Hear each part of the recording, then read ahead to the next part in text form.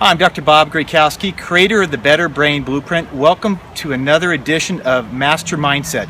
I'm so excited today because we have a very special guest. Her name is Keshia Thomas. So I just met Keshia. We're up here at a black belt retreat. She's our keynote speaker for the weekend, and she's not even from Northern California where we were filming this. She flew out here and she came off of a very big excursion. So I'm sure that she'll tell you more about this as we go through the interview. The reason why I'm interviewing Keshia is she has a definite master mindset to stay focused, and she also has an organization called Point that she'll talk about that helps people really find their purpose. And that's really what having a better brain and our mastery program is about. So thanks for being here, Keshia. Oh, well, thank you so much for having me. I really appreciate it. You're welcome. So I know that we just met. Yes. And the first thing that I saw about you is you just ooze all kind of energy. I mean, you got the biggest smile in the world. So thank you. I know that when you spoke last night at our event, you spoke about courage. Now, I know that sometimes it's hard to talk about yourself. In 1996, Keshia was photographed at a rally. It was a Ku Klux Klan rally, and she was there, like we talked about earlier, to be to cause some problems. Exactly. I was a teenager at the time, and I heard about this Klan rally in Ann Arbor, Michigan, and I wanted to go and participate in a way of saying to the Klan, you're not welcome in Ann Arbor. This is a very liberal and progressive place, and your points of view are not welcome here. And so I ended up going to this Klan rally. And when I went to the Klan rally, I had a bandana on my face. I was, one of those people that you see in the crowd in the mob. So there's a woman on the bullhorn who's addressing the crowd, and she's talking about hatred, and she's talking about, the fact that African Americans have had so many issues with the Klan, and they're bloody and this and that. And all of a sudden, the woman on the bullhorn says, there's a Klansman in the crowd, get him.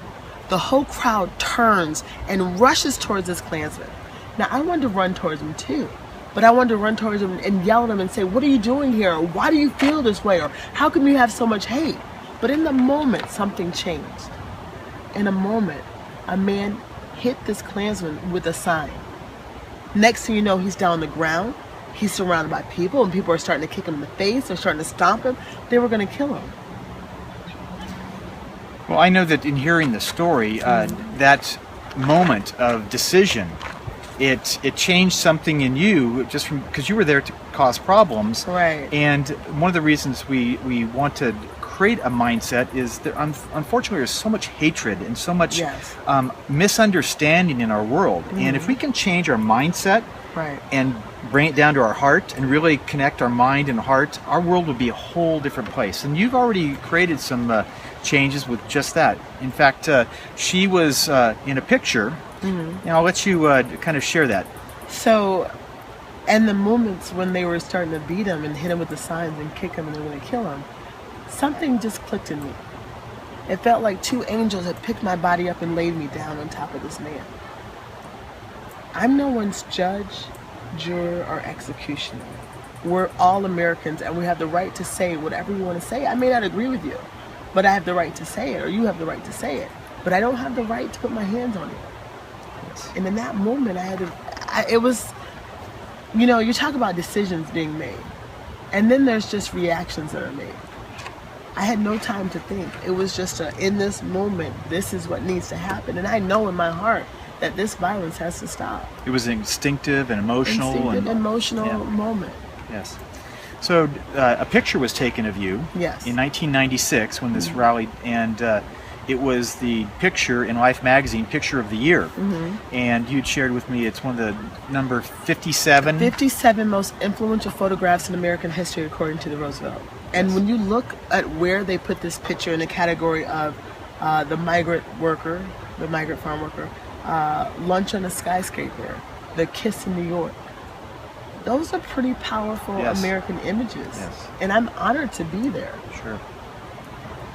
Well, I think that that change, you didn't think about it. It's not like it was something that happened in an instant. And I believe that people can change in an instant when they really look at another human being, another problem developing. So it's not necessarily something you cogitated on and thought about. Right. It was an emotional, and our emotional part of our brain, our limbic system, will sometimes override all other decisions that we make. I know that since then, you've done a lot of things. You have just come off of a 1,000-mile march. A 1,000-mile march. It wasn't supposed to be 1,000 miles, but it ended up being 1,002-mile march from Selma, Alabama to Washington, D.C. And so you just finished that. How many days was that?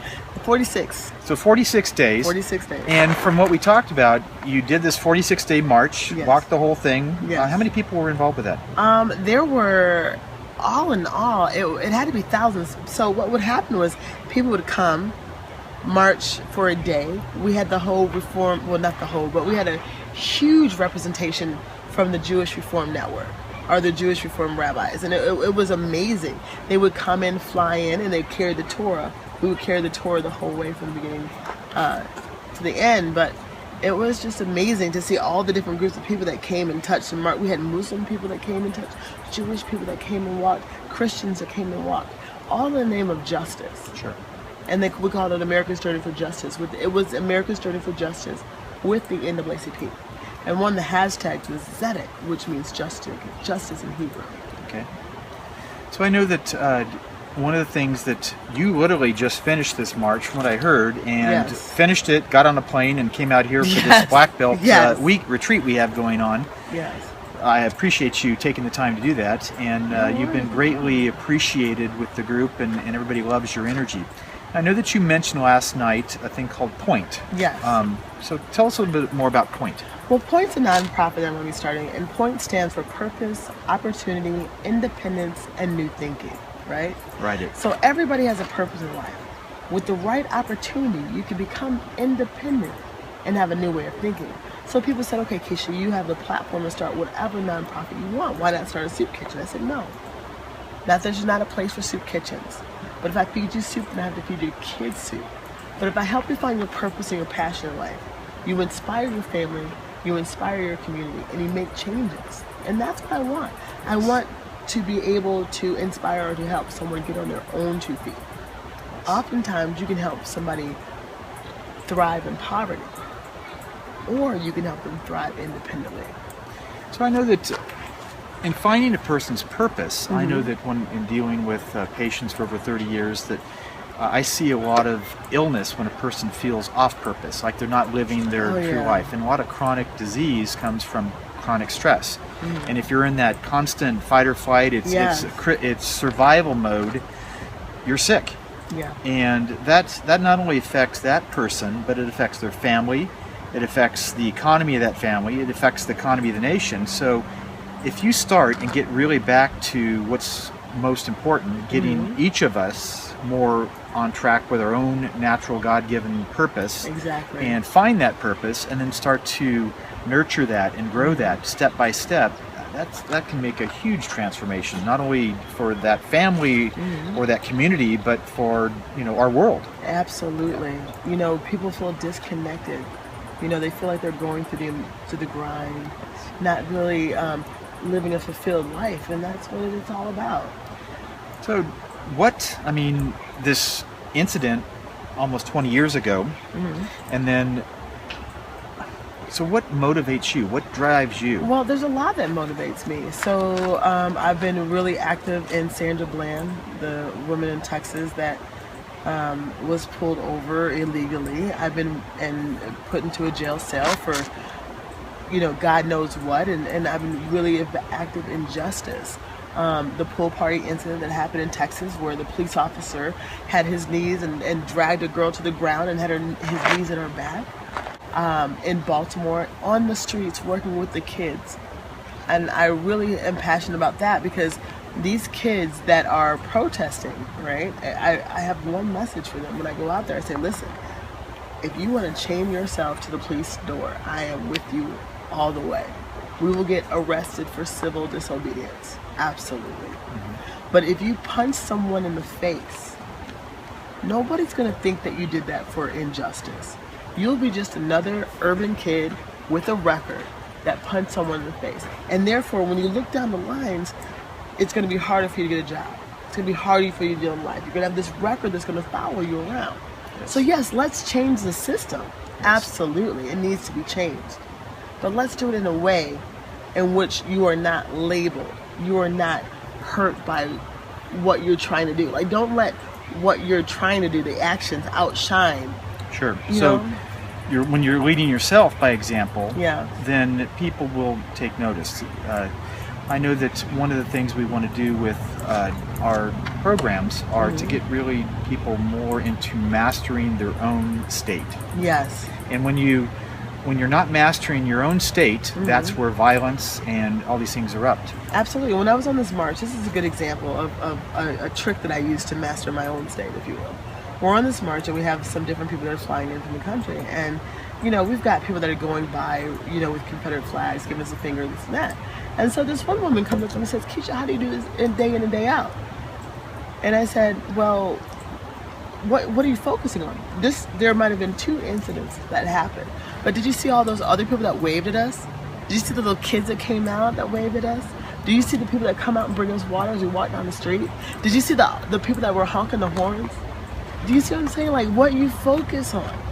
I focus on the 98% of positive energy.